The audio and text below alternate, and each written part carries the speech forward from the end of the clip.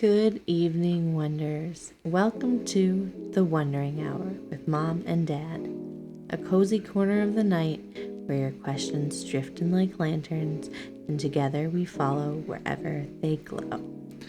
We're glad to have you back this week, and we can't wait to get right into it. So let's go.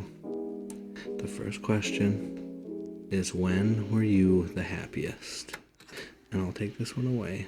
The easy answer is obviously right here and right now. But I think we're going to skip that answer and we're going to go on to the second one. And I would say that when I was the second happiest was a couple of years ago. Your mom and I were living in an apartment in a small town not too far away from where we live right now. And we just had 2 cats and 1 dog and a little 2-bedroom apartment. And it was such an easy time. Not that now is hard or anything, but it was just looking back on it, I wish I had the knowledge that I have now and could really appreciate it for what it was, because I was looking forward so much to you and all the next things that I didn't really appreciate that time for what it was. And I was very happy in that apartment. I think that's a great answer. I think the era of children and family is such a special and unique time, and it's a busy time. We have small kids, yes. So we're always changing a diaper, helping big feelings, or washing dishes and opening more snacks, and I love every minute of that. And yeah, it's easy to say that that's the happiest. And next year when you're a little bigger, and even bigger then, and then it's easy to say then that that's the happiest, and that's the happiest. And I think that that's an ongoing constant. So yeah, I think peeling the layer back a bit to think about that time before, and the time for us right before was that apartment, and it was just overall easier. And that doesn't necessarily make it better, but it was a really carefree time, I think, for us. You had just moved home not too long ago. We both were just starting to move out of our families' houses again. As adults. Yeah. So it was nice to kind of have some of that freedom back. It was in the middle of a pandemic, so neither of us were working to start, and then we started making pizzas. We both worked just very easy jobs. We were right across the street from our apartment, and I worked 3 a.m. to 10 a.m. Yeah. What a dream. What was mine? Like 4 to 10 or something like that? I worked nights usually. Yeah, so we'd cross paths briefly and then go make more pizzas. And it was just an easy time. And I think that a lot of that is just the state of the world was very uprooted at the time. And everything was kind of on standby. So a lot of my happiness is tied to not having external stuff in my life going on. Generally just work and school and grocery shopping. Yeah, I would say that mine is the pets that we had at that time. Right now, and you guys will know this when you listen to it, the animals, especially the dogs that we have now, are significantly more work, way more high energy than the dog. We had my childhood dog who was 14 or 15 at the time, and he would just hang out, snuggle up with us on the couch while we watched a movie, Our 2 cats again. Were my college cats. Yeah. So they were both older at that time in life, and so yeah, we had 3 old pets, which I think is the better definition. There is, life was just a little slower. Yeah. They were the perfect types of animals to have in that pandemic. Yeah. During that time period, especially where we were just kind of existing and playing games and being together and doing that sort of stuff. Not that I don't have any issues. I love our dogs that we have now. They're definitely better family dogs than they would have been dogs to entertain when the world is shut down. So I think that's a great answer, and I would probably say the same. It was just a different speed of living. Yeah. There was, you had mentioned games, and that was where, in that apartment was where we found all the exits. Highly recommend any exit the game you can get your hand on. It's a little box. It's an escape room in a box that you can do at home. We both, did you like escape rooms before we? Yeah. Okay. So we both liked escape rooms, and then we had gone to a game shop, and I had picked out the games that I wanted, and I had urged Mom to find one that she was interested in, and she pointed to this tiny box on the shelf, and it was $10 or $15. So I'm like, why not give it a try? For one play game. Yeah. You only get to play it once. Yeah. Wait. And we were like, let's give it a try, and we did, and that spawned an absolute love. And I would really like to, with you, the kiddos, run through those again as you get old enough to do them, because they are so much fun. They are, and they were a cooperative activity. Yeah. I didn't play a lot of cooperative games. I didn't really know that was a type of game that people were playing. So that was a fun adjustment for me. It was fun to work together, and again, I love a puzzle. So to do those escape rooms was really neat, and there were so many of them. We bought so many of them, and then we ranked them. Yeah. So they sat on our shelf in order of our favorites to our least favorites, and they have more now, and we need to look into those again. Yeah, I can't wait to share them with you. If we can ever find several hours of our night to play a timed game uninterrupted. Yeah. But that was such a fun time. We were just doing a lot of relationship building. Yeah. There's so much that we could just focus on each other. Yeah. It was a very good time. Mm-hmm. And like I said in previous episodes, my Animal Crossing island, looking fabulous. Yeah. I really, what a vibe. So, I think that's a great answer. So, before we get to the next question, Wanderers, don't forget to follow us on Spotify so you never miss a new question. And if you want the extra moments, the cut questions, the cozy chaos, and the memories, come find us on TikTok. We'd love to have you there. Keep wondering with us. Awesome. And our second question for the night is, if you could change one thing about yourself, what would it be? This is a tough one. I feel like there are so many things about me and about us that I've really grown to enjoy. And that's something that 10 years ago, I don't know, I would have felt the same way.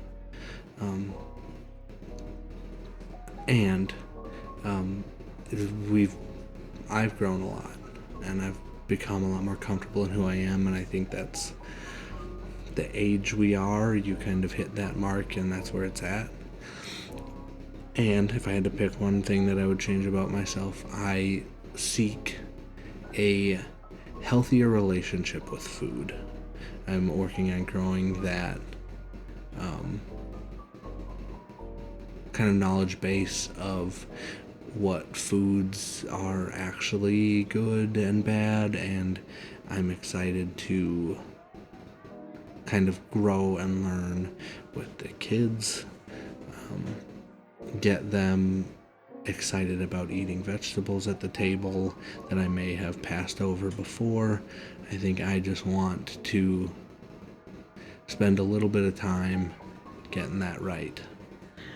I think the conversation is, more of a food is fuel kind of conversation, and putting into your body the things that are going to help you go be your best self, and Yeah. Rather than slow you down and make you feel sluggish and that sort of thing. And as somebody who recently found a love of just raw peppers into adulthood, I love this journey because I was not expecting that. When I was pregnant the last time, that was one of the foods that I worked through a baby shower, and they had peppers there, and I thought, what a silly thing. I take a little bit of everything. I will indulge this person.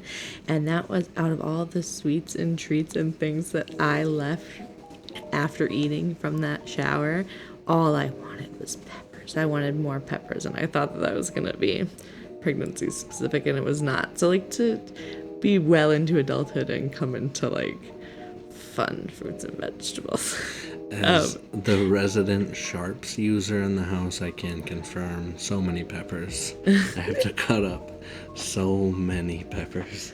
I love it. That's great. So I think, a relationship with food is always an evolving thing. And yeah, I was just kind of phasing into that next bit of life. Again, making the vegetables more fun and interesting. Just kind of getting to that point to where before I knew my likes and dislikes, and that was more so what it was about than the fuel.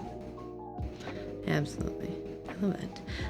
I would say that my answer is different actually for this one.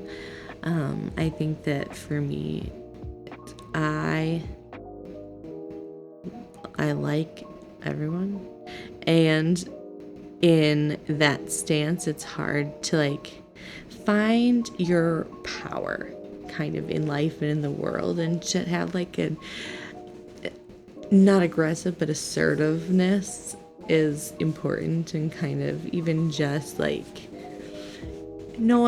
in respect for my space, I'm not taking on any extra projects right now, and that kind of thing, and standing up in those moments. And that's not something that I'm always the best at, even just advocating for myself. And I think really that assertiveness is something that I would really like to continue to work on. I think that I've gotten better at that in recent years, but it's definitely an ongoing project for me. Yeah, being comfortable with saying no. No is a complete sentence. Yeah, is something that I also struggle with. Like you said, if I'll shoulder so much, I'll take on. If someone's like, "Hey, do you want to do whatever?" I'm down to clown usually, and I'll do those things. And I need to also get better at. Nope, for my mental health, I can't do this right now. I'm also a bit of a yes man, or yes woman, if you will. I always want to be someone who can help out, and if I have the ability to do it, why would I not? Yeah. And that's something, even just leaving work today, I had to be I'm not staying late. I am finishing this one project, and I'm leaving it at the door. And I cannot do that every day. And I choose not to do that most days. And that's something that even just a day here and there to really be present with and be nope, it's not happening today. Yeah. And to not explain that, I also feel like I need to justify myself very often. And I need to explain why. Yeah. Why have I let you down? But I don't. Not everyone needs to know, and it's not everybody's business. And again, no was a complete sentence. I can say that and walk away from that. That's, again, no is a complete sentence is a huge, everybody should know that. Everybody should have that mantra. If there's a reason that you don't want to do a thing, no is a complete sentence. They don't need to know that. I absolutely agree. All right, are you ready for the next question? Always ready. Where would you most like to live? That. I know, what a loaded question. There's so many places that I think I'd like to be. In theory, I like to be someone who's like, I'm going to live in a cabin in the woods and it's going to be secluded and nice. And realistically, there's no way I'm like going to be living on my own in acreage with like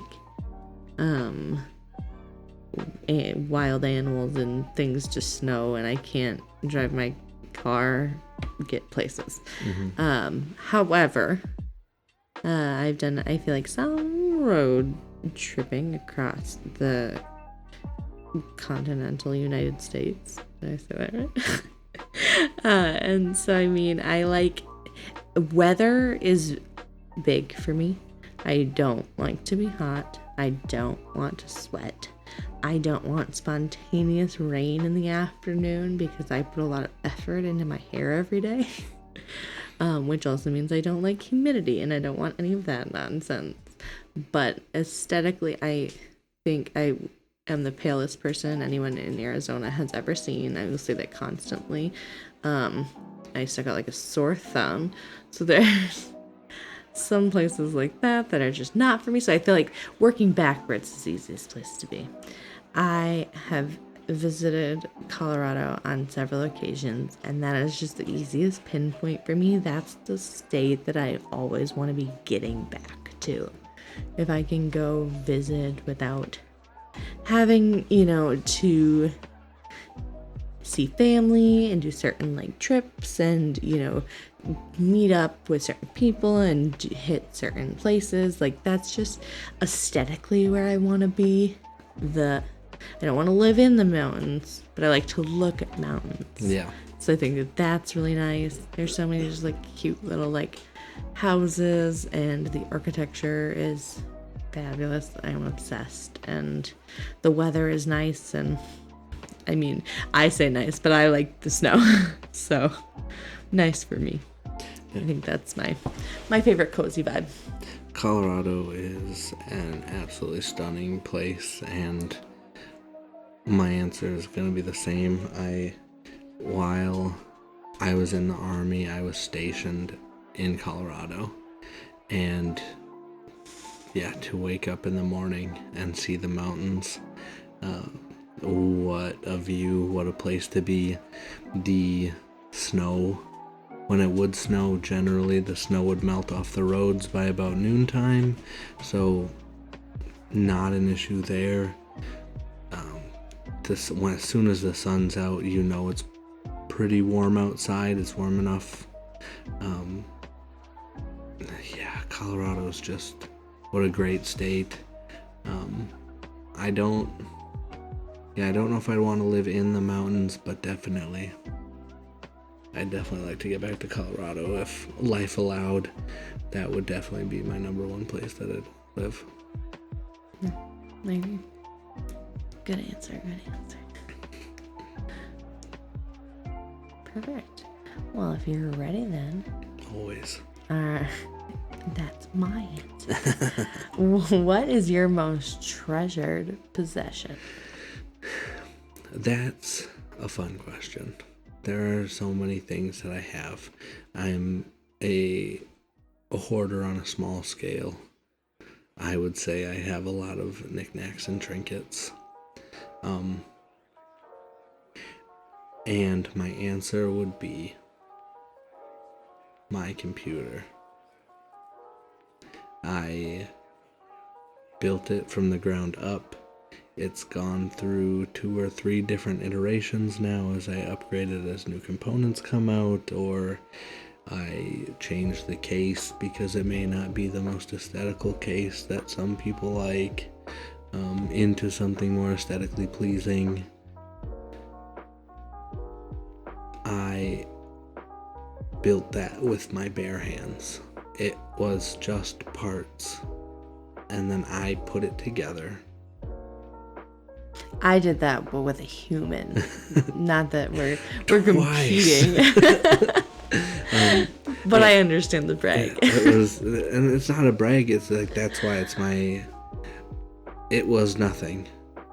I put it together and made it be the thing that can play my favorite games. I made it be the thing that we're recording this on now. I made it be the thing where we share this with our kids. And I use it to play The Sims. So I'm also fond of it. So yeah, I look back at that process of, like, that was my degree, getting my degree in computer information systems and figuring that all out. And yeah, just doing it from scratch. It's not difficult by any stretch of the imagination. It's not a hard thing to do, but I'm very proud of it, and I would definitely easily call that my most treasured material possession. That was a more fun answer than I was gonna get. Uh-oh. I just wanted to rebuttal with, I don't think it's that fun. But I think that's because I have a general, pretty generic, overarching answer. And I'm going to say my phone, not because of necessarily my phone and my stuff that's on there. I'm not, attached to the social media, but it's the pictures for me. Yeah. Sentimentally, it's all the pictures. And that's every phone I've ever had. And digital cameras that I've had. I mean, I just hoard them all. When am I ever going to go through them? 90% is memes and little quotes. But I have everything. That's how I like to reminisce on my life. And someday, I hope that that's what I have to look back on. And yeah. That's the answer for me. We got to get a big old backup of your phone going. Just so we also have a second if anything happens to it. And I should organize it better, but that's a whole other thing.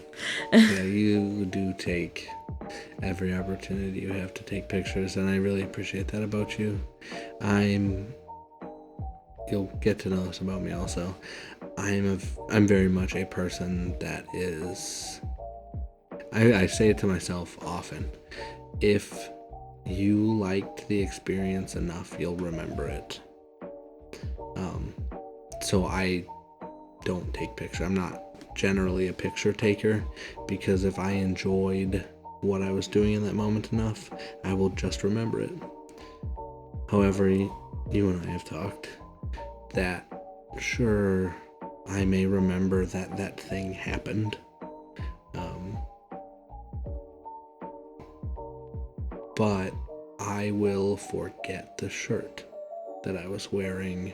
That's exactly the example I was going to use. Or forget what the weather was like that day, or whatever. And to have a snapshot, literally, of exactly those things, so you can't forget.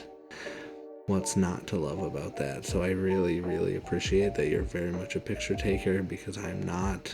And I look back on, there's so many, either one of our digital picture frames,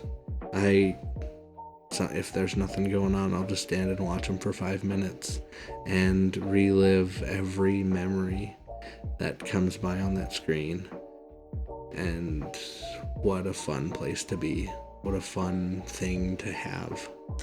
I think that that's the hardest part for me, because I do try to be very present in life experiences. But I also have a terrible memory. I've said it before, and I will show it many times. But I know that it's, even as much as I try, even as much as I love a memory, I'm not going to remember all of them. The same goes for all the kids stuff that I've already feel like I've forgotten as it's gone by. So to really just, it's the mundane stuff for me. I always like to have a picture that, like, hey, this event happened, but some to just really keep that experience is really what I'm looking for. And yeah, all of those details, I love to look back and see what shirts I was wearing in old pictures and things like that. And So those really stand out to A me. picture of the boy will scroll by, or even one of the dogs will scroll by when they were younger, and all you know is what they look like right now. And it's so easy to put what they looked like then in the past. And like if you try and picture it, maybe you can remember it. But again, when I think boy, the only thing that pops into my head is how he looks when I last saw him.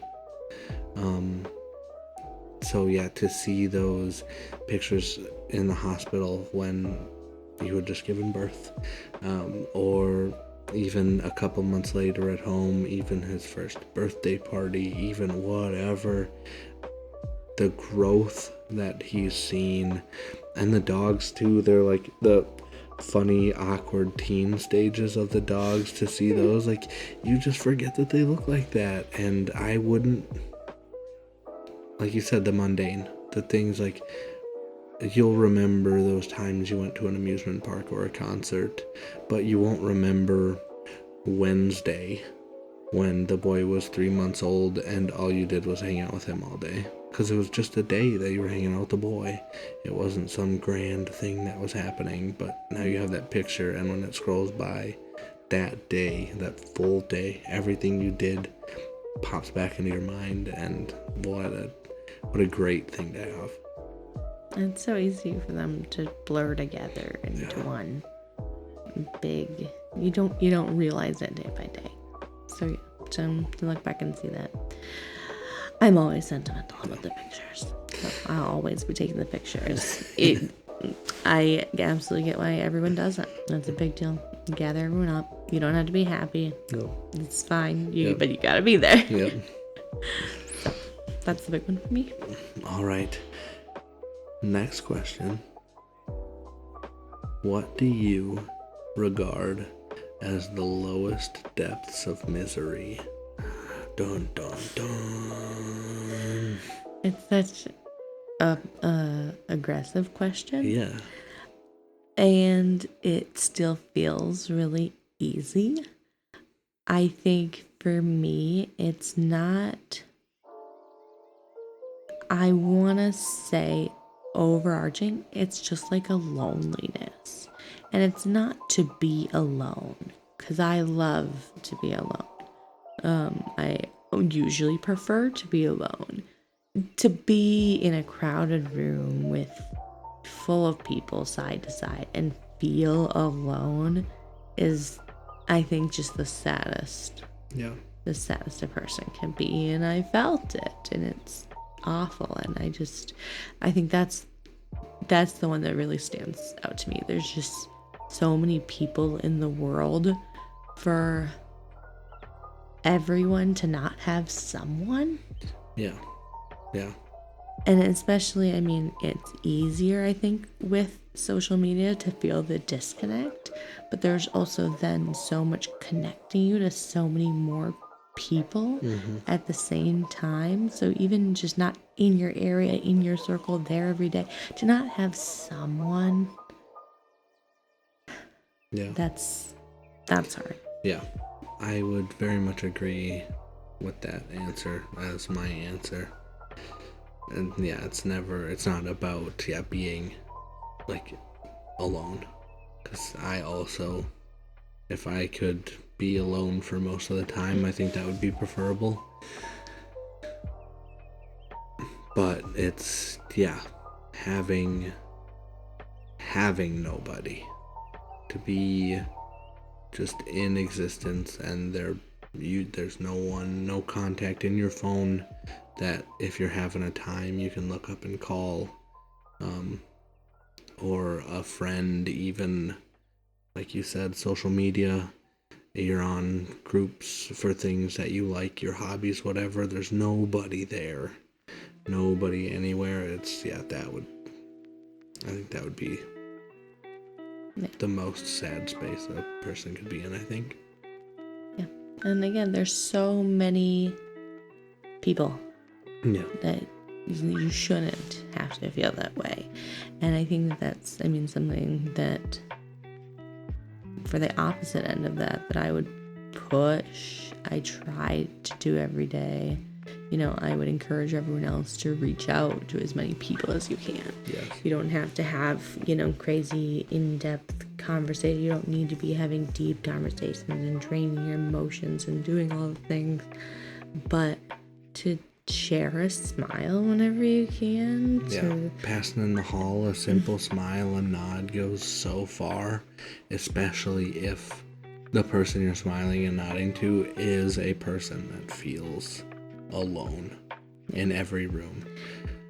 Again, that's I think that deepest cavern of misery, but it's such an easy remedy. Yeah. To do the opposite, to make people feel less alone. Yeah. And so I think that's... Reach out to the people that you see generally not being included and include them in something. Find a common ground. Absolutely. And that's so... There are so many things that are almost like a universal enjoyment of people. So to come together and be like, did you watch Breaking Bad or whatever? What an obscure show. It's one of the best shows of all time. I just feel like it's been a while and we're still talking about it. Anyway, I'm so sorry. No, I agree. I do think I'm someone who likes to kind of pull people in. Do you want to sit with me? Come, be at our table, whatever. You can be a part of our group.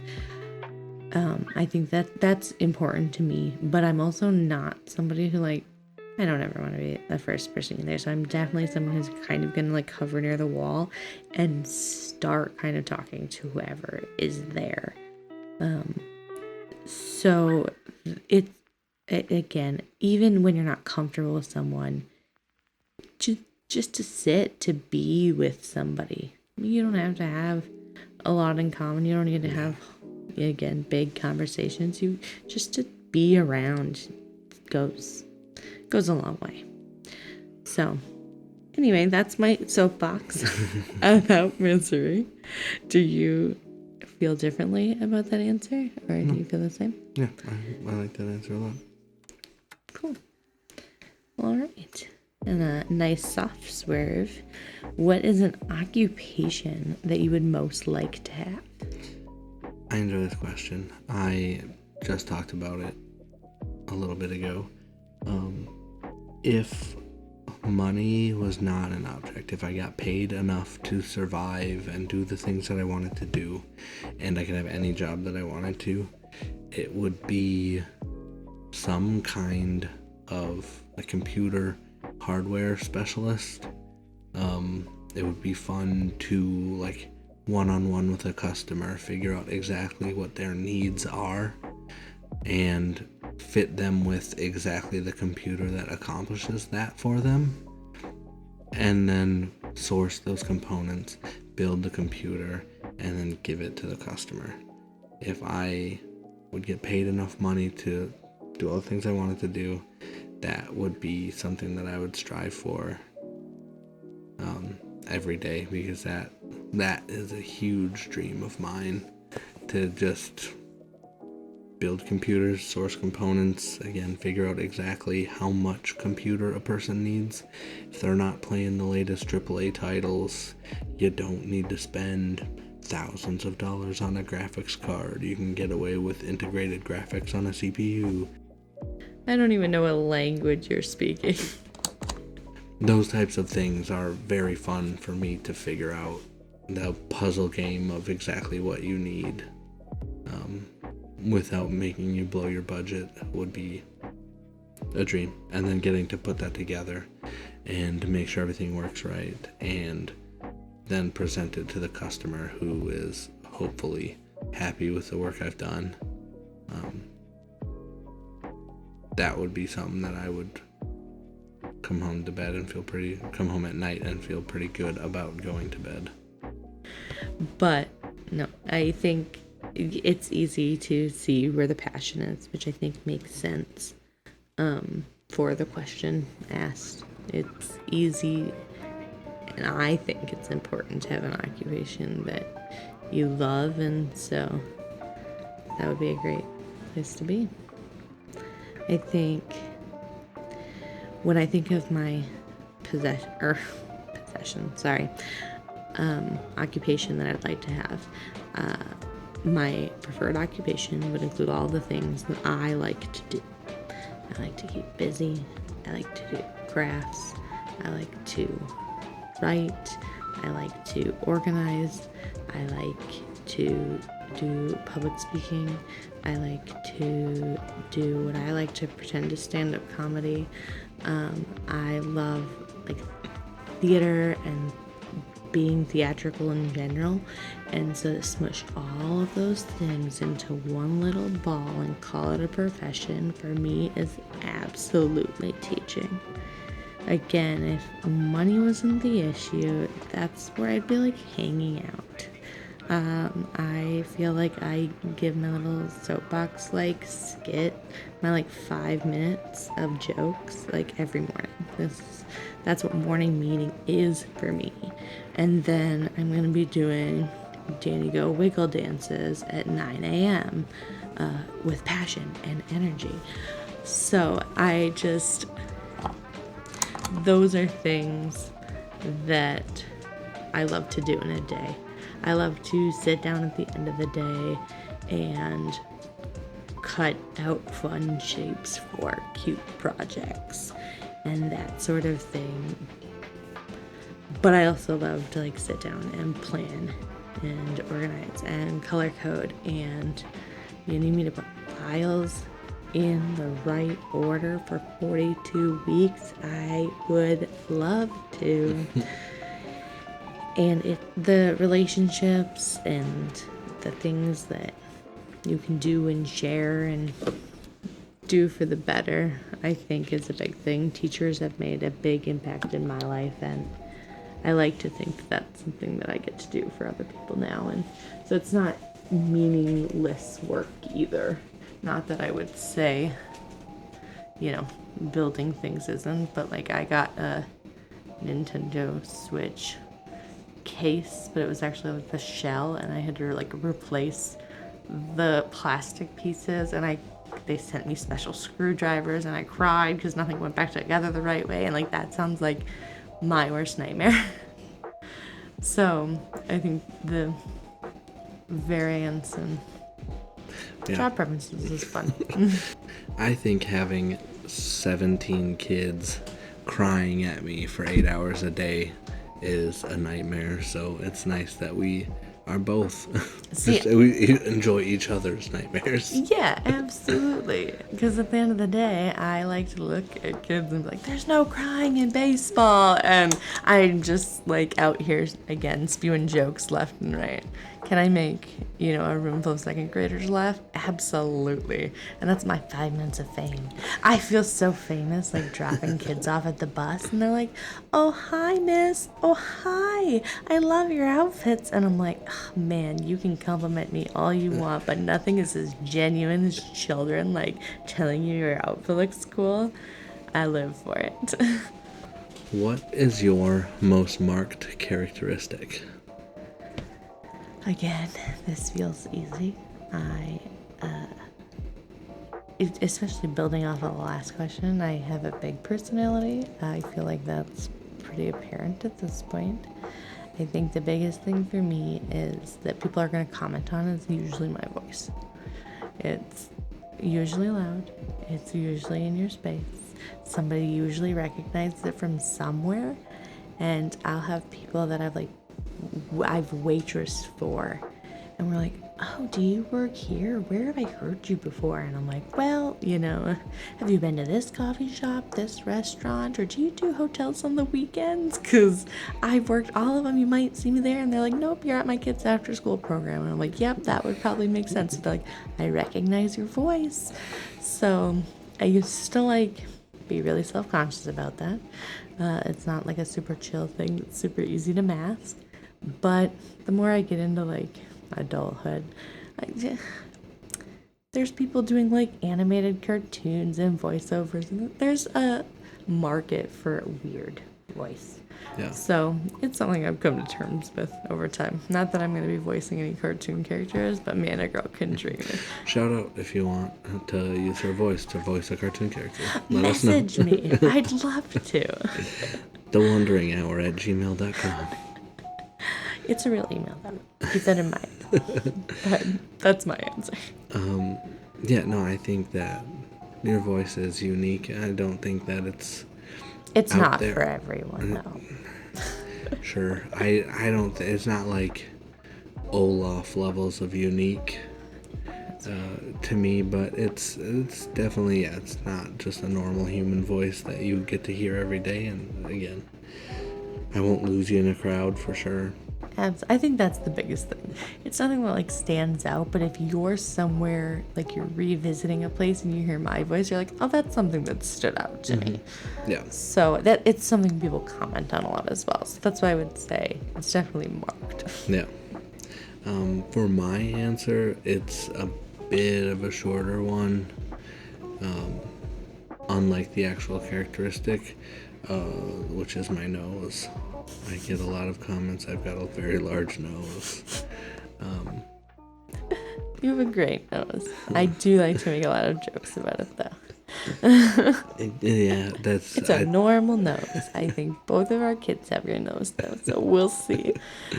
Yeah, I think that of anything about me, I think that gets the most comments from the most different people. People are saying things about your nose to your face, Yeah. other than It's me. a honking snoot.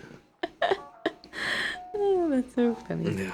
Well, again, I think that's, that's your uniqueness, you know? Yeah. I mean, that's your superpower. Awesome. Okay. What do you most value in your friends? Buckle up, everybody. It's an answer you've heard before, and it's an answer you'll keep hearing.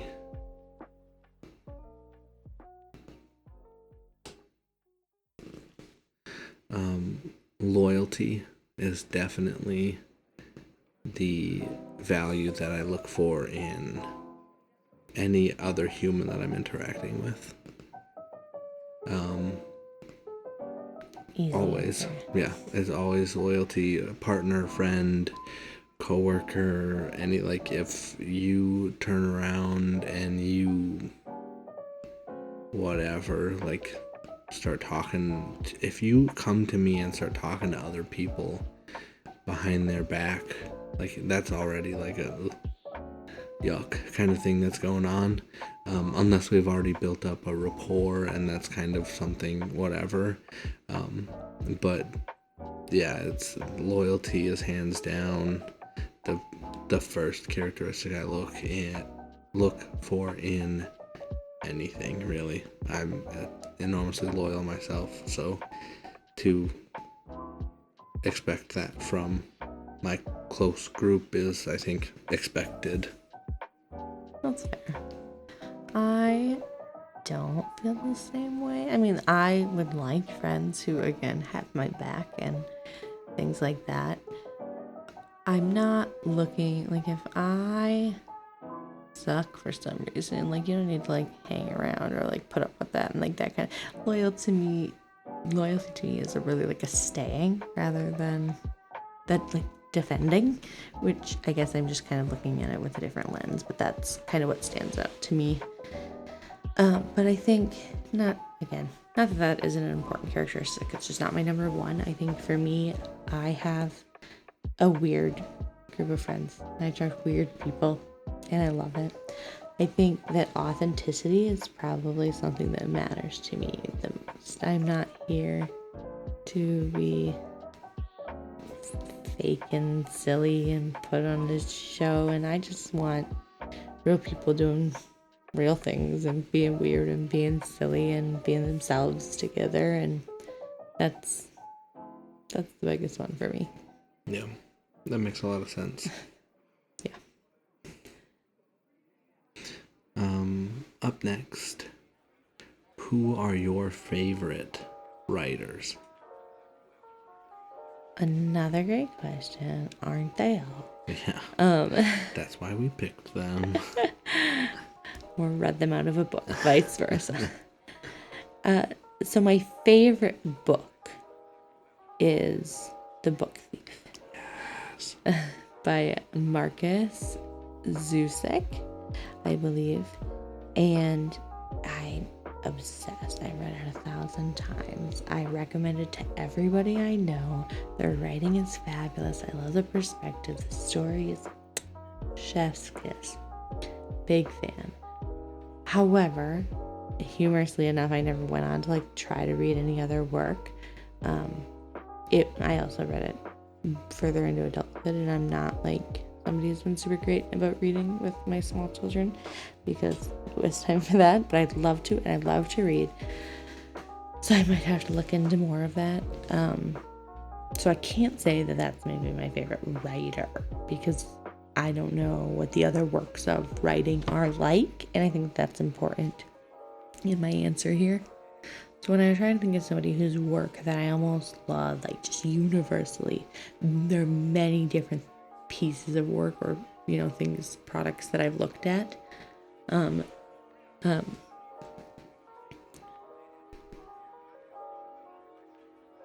I think the answer for me is probably Rupi Kaur, the author of Milk and Honey, and oh my goodness, that's the one that I can remember right now. I'm not going to sit here and while I think about the other ones, but she does that short word poetry, the spoken poetry. Well, I don't know if it's spoken actually. Scratch that.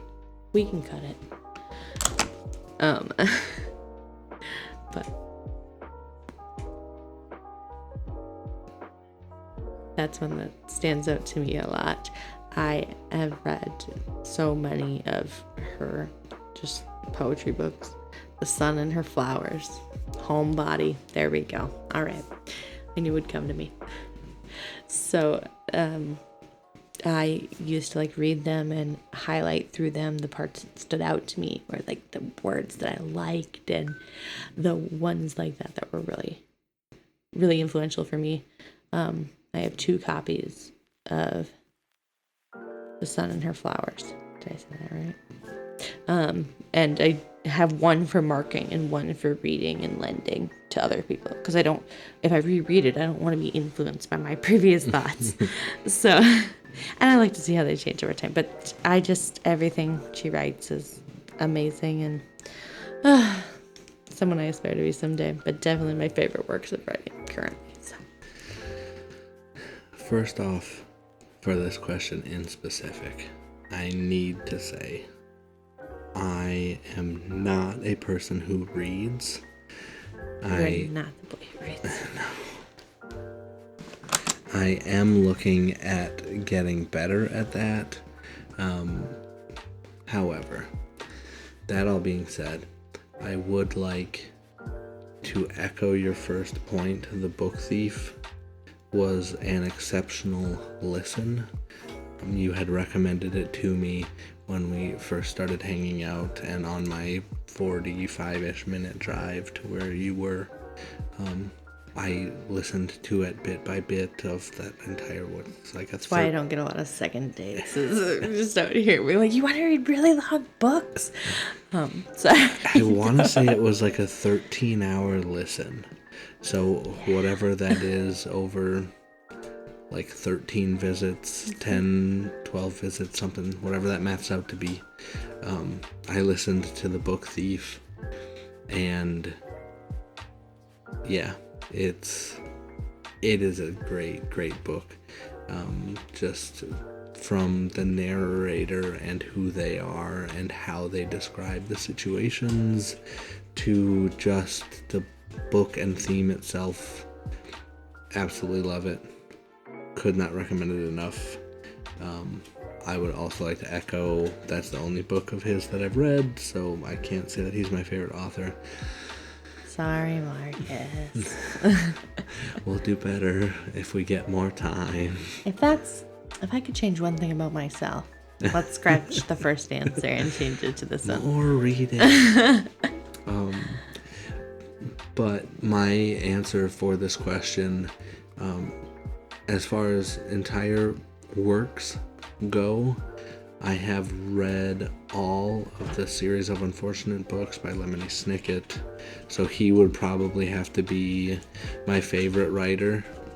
My next favorite writer would be Brent Weeks. I haven't read his entire work, but there's a trilogy of books that starts with The Way of Shadows. I think it's the Night Angel trilogy is what it's called. I'm not a reader. I have physically read that first book 3 separate times and listened to it on audiobooks about as many times, and read it digitally once. So from as not being a reader to have me keep coming back, I really, really appreciate that book. I did read the second book in the trilogy. Listen to the second book in the trilogy, but I did not ever listen to the third one. But yeah, I keep coming back to that first one and the struggles the main character goes through in the start, and what a good book and what a good author. So I think that those are my favorite writers. I love that. And based on our recommendations, or based on the stories we've given here, if you want to leave us recommendations, I'm sure we'll listen to them at some point. Awesome. Okay. So who would you say are your heroes in real life? This one's a fun one for me. I got asked this at the job interview for making pizzas across from the apartment building. That's one of the questions they asked in the interview? Yeah. That's funny. Okay. And you know how to use a pizza slicer, right? I know. So they went from one to the other? Yeah, okay, great. My heroes in real life. First would be my father, my parents.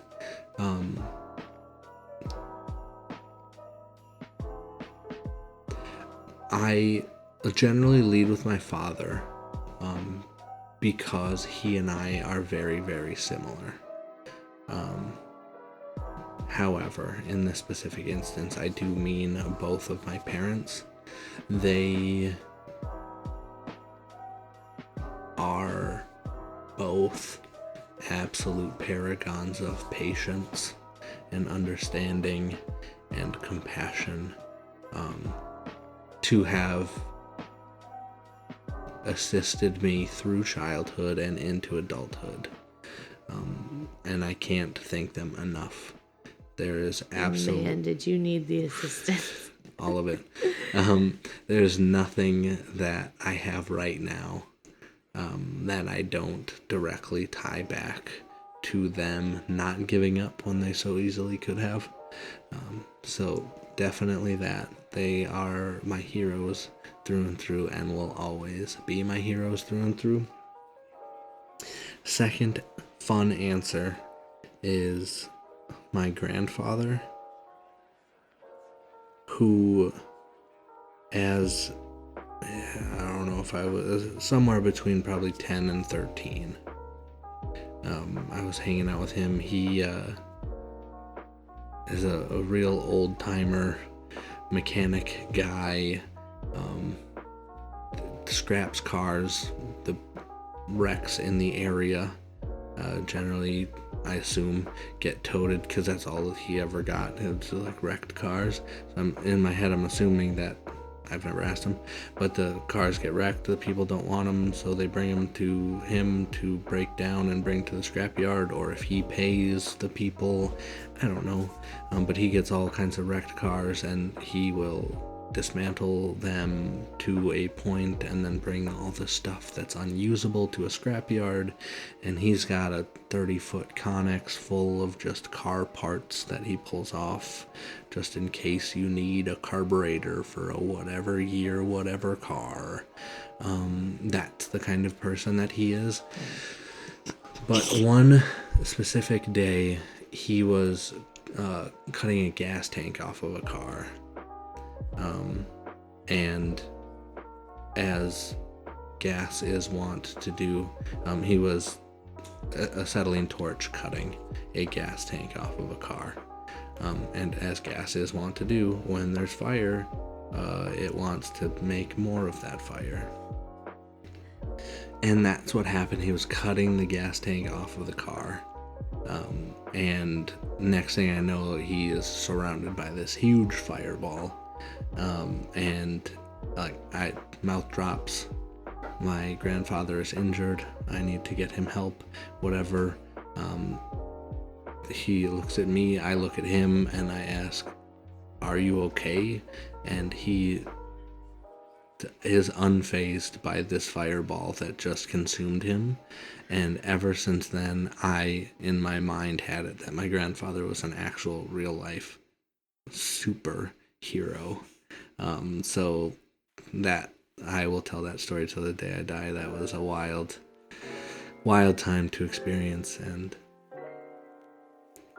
definitely a core memory of what a hero looks like to me. That's so fair. I think my answer is going to be less dramatic. I think the answer for me that I'm going to give, this was a hard question because nothing stood out to me immediately. Like, I'm thinking heroism and those really big moments like, oh, my aunt saved me in a fire. Like, I haven't gone through that. And actually, I think the answer that I'm going to give for this is probably my brother, who, I got to kind of see, and maybe his experience was different than how I got to see it from the outside, but growing up, he got to a point, I feel like puberty, adolescence, kind of that age range where his friends probably weren't making the best choices. And it's so easy to be like, well, these are my friends, I stay with these people, or try to find someone else, or like other people to hang out with. But he really kind of cut those people out of his life completely. And then again, during a very formative age range, I feel like he just didn't have friends. And what a hard thing to do, but to stand that principle, to be like, I know who I want to be, and these aren't the people that are getting me there, I think was really neat to see him kind of go through. And then I watched him slowly gain other friends who were like-minded and working towards similar goals he wanted to be working towards. And then to find the people that, again, he really jived with, and then get closer with them over the years, and then really create a well thought out, like fleshed out, this is who I want to be, and he went on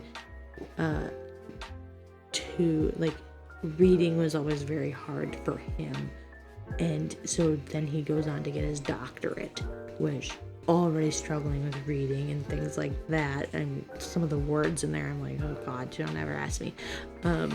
But so I feel like, and I remember him like as a teenager reading like How to Be a Gentleman, like the rules, just guidelines to follow for that, because he didn't have somebody firsthand to learn that from. So I feel like he really had to go out of his way and make that happen, and I'm just kind of constantly in awe of that. I let people kind of organically come and go from my life, and I kind of let life happen to me a lot. And so to see him be like, this is what it's going to be, and really build that from the ground up, that's something that just absolutely stands out to me. Hero in his own sense, he's out there doing great things, and I'm so unbelievably proud of him. And again, maybe his experience is different, or I saw it differently, but that stands out to me a ton. That's a very cool story. And yeah, I do think of him very highly as well. Like, I was kind of not present for those moments, kind of in the middle there, but yeah, to see him where he was and now it's very fun. Yeah, he's out here creating a whole little life for himself, and Wild. I'm so proud. Yeah, very cool to see. All right, time for our last question of the evening. What is your greatest regret? Oh, God. Let's end on a high note. No, I think this one's easy for me. I don't want to dwell in any of the negativities. I think, and especially to go from the parallel of how much my brother put into going to school and really making a life that he wanted. I went to school the same amount of time as he did, and I definitely do not have a doctorate. So I think school is always going to be my biggest regret. Especially as a teacher, I really do lean into, I am an unconventional learner. I am not the student I'd love to have in my class, for sure.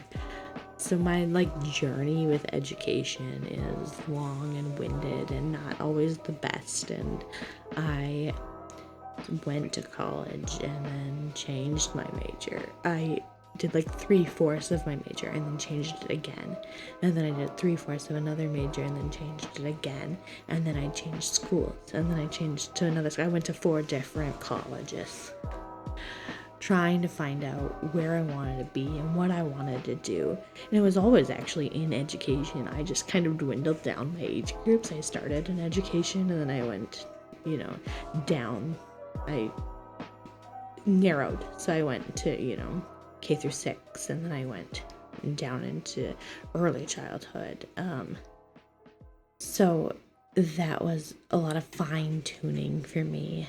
And then, how I was learning was different. I went to school on campus and I lived there and I was immersed in it. And then I tried, hybrid schools, and then I took a break, and then I did a little online, and then I did placements in my community. And so it's just,